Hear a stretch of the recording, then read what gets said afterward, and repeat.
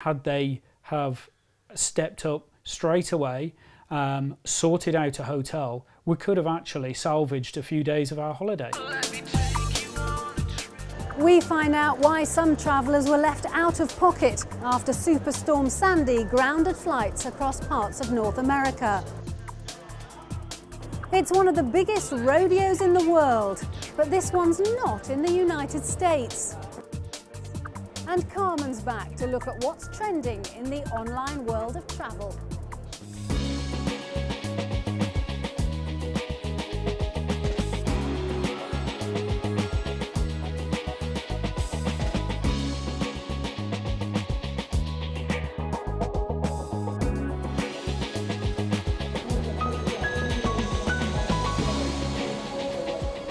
Hello and welcome to Fast Track. I'm Fiona Foster. Now first this week we turn our attention to North America and the Caribbean following the devastation and disruption caused by Hurricane Sandy. Terrifying for those who live in affected parts, but also very worrying for the travellers stranded because of cancelled flights and closed airports. And as Simon Calder reports, for some of those who assumed that their travel insurance might cover their losses, there was more distress to come.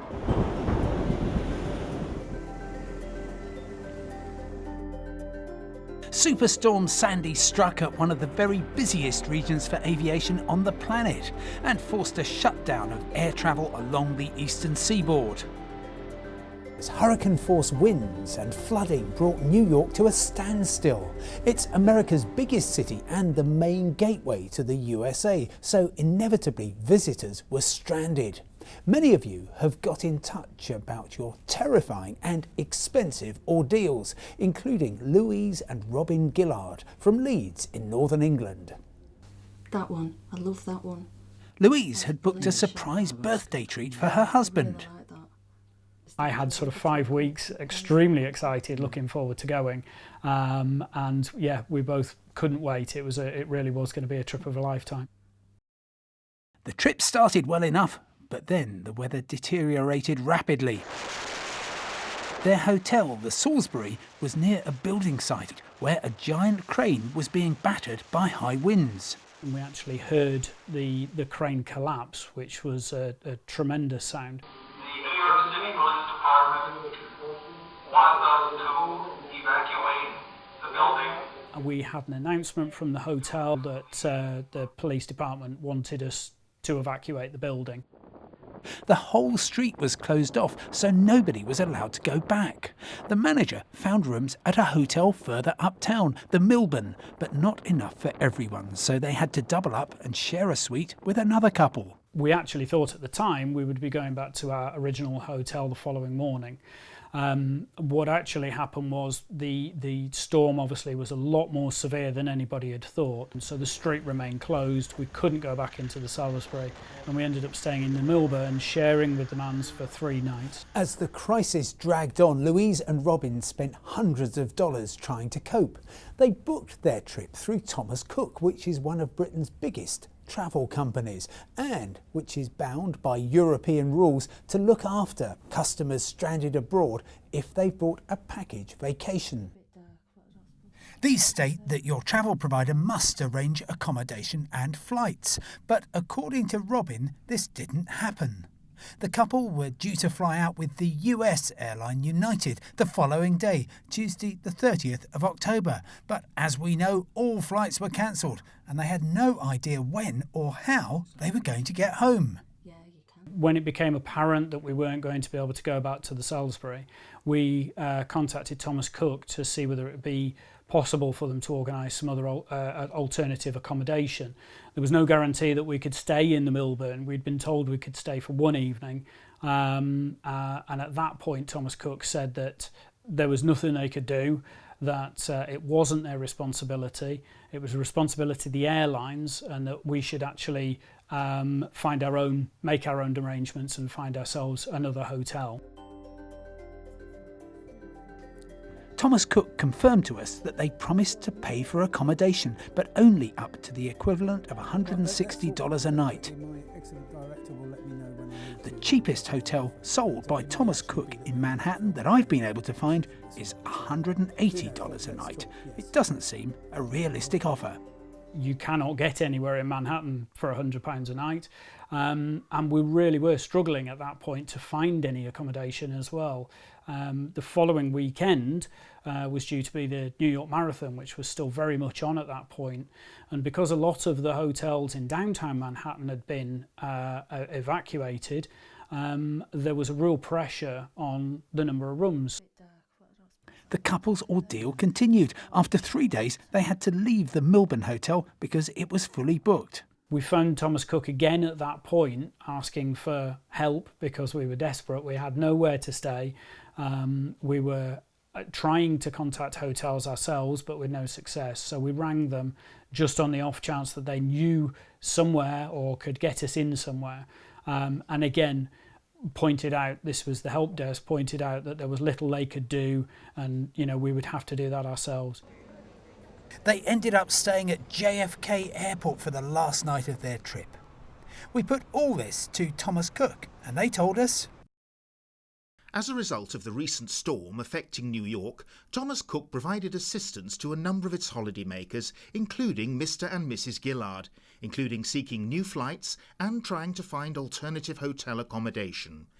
We appreciate how distressing the events in New York must have been, but we took our responsibilities seriously and we're pleased the family have now returned home safe. An extreme weather event makes life difficult for everyone, not least the frontline staff working for airlines and hotels in the affected area. But what could our customers reasonably expect from their travel agent? Well, they should be able to help you out finding you that alternative accommodation of an equivalent standard to what you were booked into originally. And also, if you've got problems with your flights, they should help you out finding alternative flights, finding alternative transportation. The help that travellers received often depended on the nationality of the airline they were flying with. Some carriers from the Americas and Asia said that as the weather event was beyond their control, passengers would need to fend for themselves. And it's not just weather that can play havoc with travel plans. Political unrest has also caused a fair amount of disruption in recent years.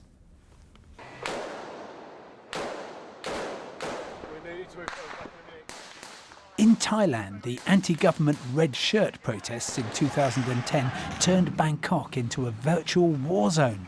Embassies told their citizens to leave, but many visitors were trapped in their hotels.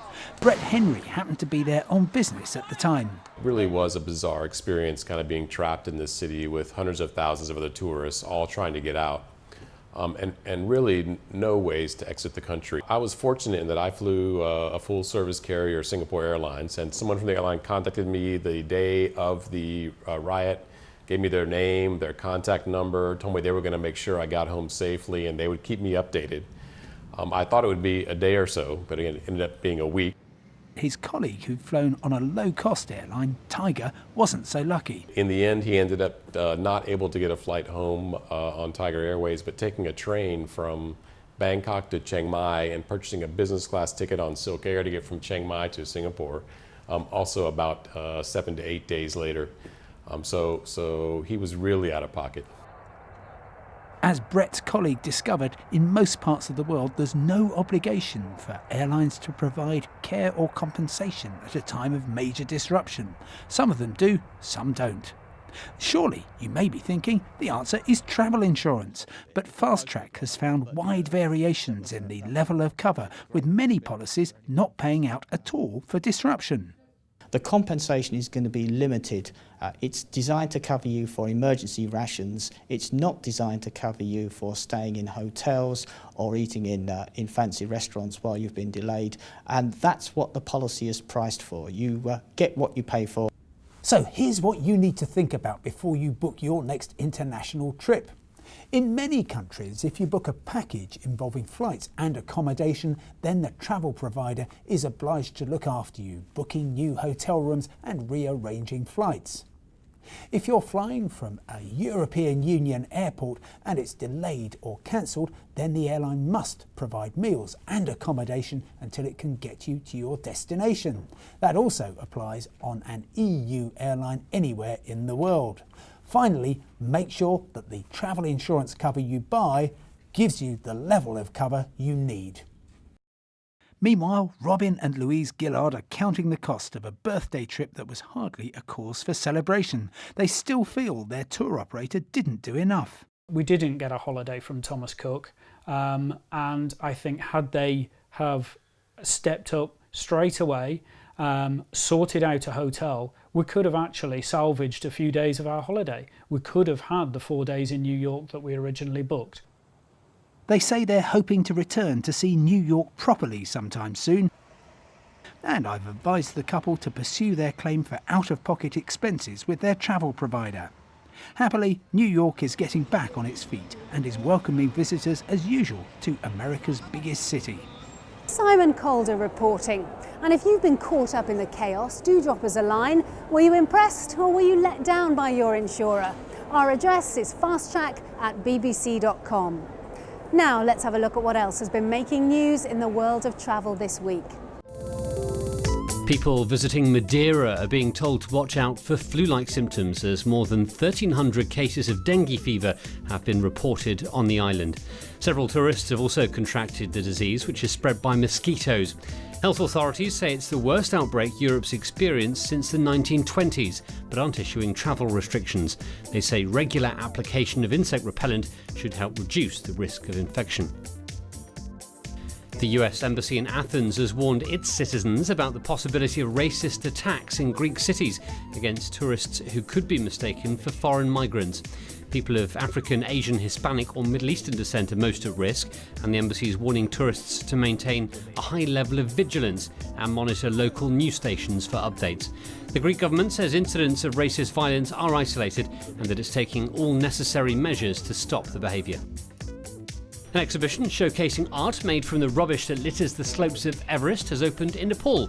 It took 65 porters and 75 yaks to collect the trash, which included discarded oxygen cylinders, tents, beer cans, and even an old bit of helicopter.